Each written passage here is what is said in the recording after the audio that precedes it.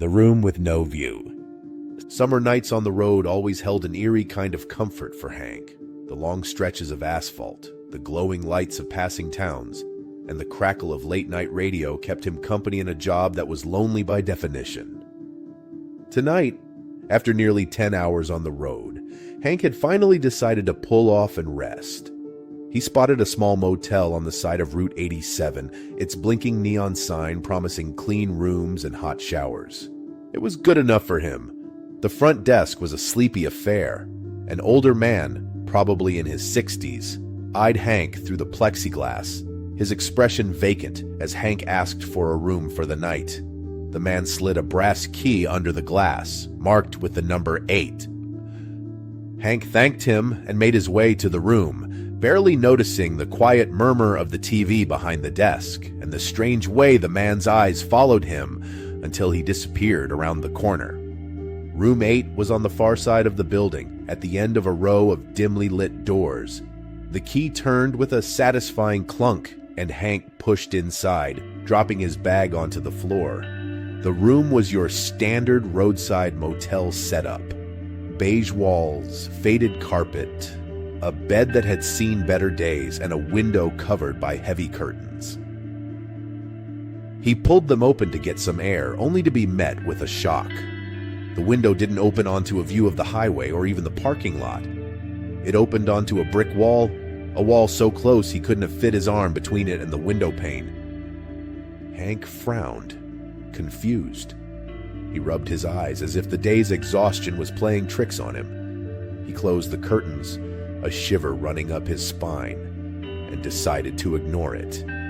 He'd seen stranger things on the road. After a quick shower, Hank settled into the bed, but sleep didn't come. Something about the room felt off. The air was stale, the temperature never quite comfortable, and no matter how hard he tried, he couldn't shake the feeling that he was being watched. He shifted, turning over again and again, his eyes flickering to the window that remained sealed behind the heavy fabric. It felt like the brick wall was pressing against his mind, blocking any escape from the room. A soft noise broke the silence, a faint click, like a latch closing. Hank's eyes snapped open, his ears straining to hear more. Nothing. Just the hum of the air conditioning unit. He tried to ignore it, telling himself it was probably the pipes or the old building settling. But as he lay there, he realized something else. He hadn't seen another soul in the motel. No cars in the lot besides his own, no guests coming or going, nothing. It was as if the entire place had been waiting for him alone. Unable to shake his unease, Hank slipped out of bed and moved towards the window again. He hesitated, his hand hovering over the curtain, before finally yanking it open. The brick wall stared back at him, unyielding. He pressed his ear against the cold glass, and there it was, a muffled sound, like whispers. His heart pounded as he tried to make sense of it. It was coming from behind the wall, from somewhere beyond the bricks. He turned away, feeling an overwhelming urge to leave the room. Something was very wrong. Hank grabbed his bag and opened the door, stepping into the hallway. The air outside the room was thick, the oppressive kind of silence that filled his ears like cotton. He noticed the doors to the other rooms. Each had a tiny red light above them, blinking slowly, almost like they were synchronized. He hadn't noticed that before. Hank crept down the hallway, glancing over his shoulder, his pulse echoing in his ears.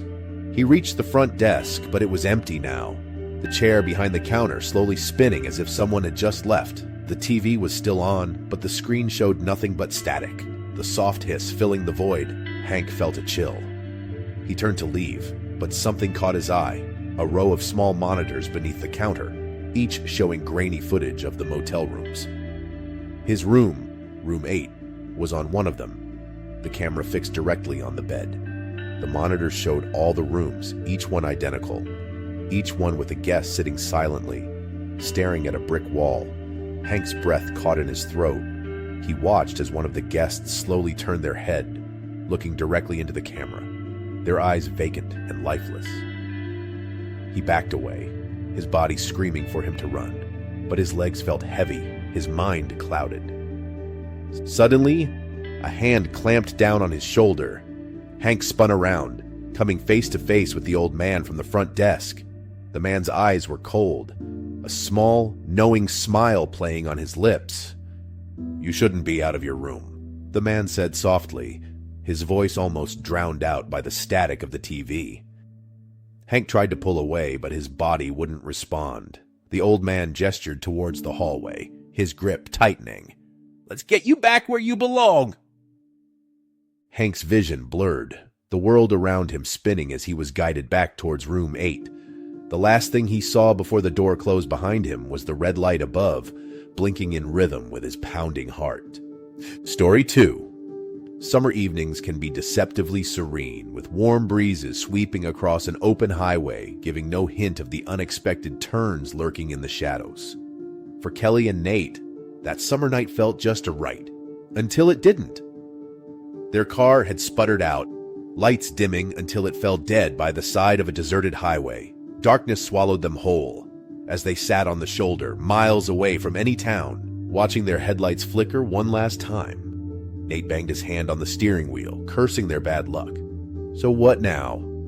Kelly asked, trying to keep her voice steady as the creeping darkness closed in. Nate looked down at his phone, a black screen in his hand. No signal. Great. He turned to Kelly, shrugging helplessly. She could sense the frustration behind his forced nonchalance. Minutes turned into an hour as the night air grew cooler, their sense of isolation deepening. Then out of nowhere, headlights appeared in the distance. Bright white orbs that punctured the otherwise empty highway. Nate straightened in his seat, squinting into the rearview mirror. The lights got closer, revealing a battered, rusted tow truck. It rolled up behind them, parking just a few feet away. A man stepped out, his figure obscured by the headlights. He was tall, his face shadowed under the brim of a stained cap. "Need some help?" the man asked, voice crackling like dried leaves. Nate stepped out, visibly relieved. "Yeah, thank God. We've been out here a while. I think something's up with the engine." No problem at all." The tow truck driver nodded. "I know a place nearby, a motel. I'll tow you there." Kelly felt a pang of unease as she watched the driver work, his movements efficient but strangely robotic. She had no choice but to dismiss the feeling. They were stuck, and beggars couldn't be choosers. The driver hooked up their car, the heavy chains clanking in the quiet night. He gestured for them to hop in the tow truck's cab, his expression impossible to read beneath the cap. Nate took the middle seat, and Kelly found herself next to the window, pressing against the door to give the stranger as much space as possible. The air inside the truck was thick with the smell of sweat and engine grease.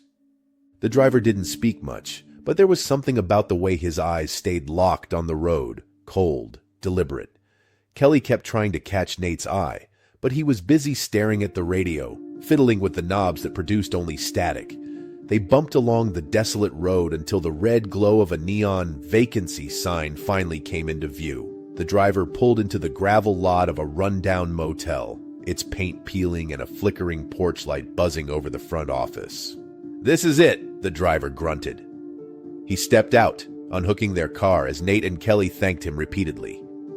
He nodded in response but didn't say anything, his face turned away from them. They checked in with the motel owner, an elderly man who barely looked up from his newspaper. He handed them a key with a number scrawled on a wooden tag and pointed down the line of rooms. Kelly couldn't shake her unease as they settled in. The unfamiliar room, the paper-thin walls, the constant hum of that neon sign outside. The next morning, sunlight streamed in through thin curtains, and Kelly woke up to Nate already up, pulling his shoes on. "Let's get out of here," he said, shaking his head. Kelly nodded, thankful to leave behind the musty motel. But when they stepped outside, the spot where their car had been, parked in the gravel lot, right by their window, was empty. No car, no driver, just an empty space. "Where the hell?" Nate whispered. He hurried to the front office, Kelly trailing close behind. The old man from the previous night was still behind the desk, still reading his newspaper. "Our car's gone," Nate said, voice laced with panic. "The tow truck driver brought it here last night." The old man looked up, slowly folding his paper, a knowing smile tugging at the corners of his mouth. "Oh, that car wasn't broken," he said, his voice a lazy drawl. "It was sold. And you two—" He paused, leaning back in his chair. "Well, you're staying put now." Kelly felt her stomach drop. "What do you mean, sold? And how are we supposed to leave?" she asked, her voice shaking. The man shrugged, that eerie smile still in place. "No way out," he said simply, turning his attention back to the newspaper, as if the conversation was already over. Nate glanced at Kelly, panic now fully set in, as the motel suddenly seemed to close in on them. The walls, the buzzing neon sign, the gravel lot with no way out. It was just them, a silent highway, and a tow truck driver who had vanished into the night, leaving them stranded in a place that didn't feel like anywhere at all. Story Thappershifri. The weary traveler arrived at the small rundown motel well after midnight. The road had been endless, flanked by empty fields, the only company his tired thoughts and the dim, flickering yellow line. The sign for Sunset Haven Motel felt like a blessing. He pulled his car into the cracked parking lot, noting the eerie silence. The absence of cars except for one old sedan parked near the lobby.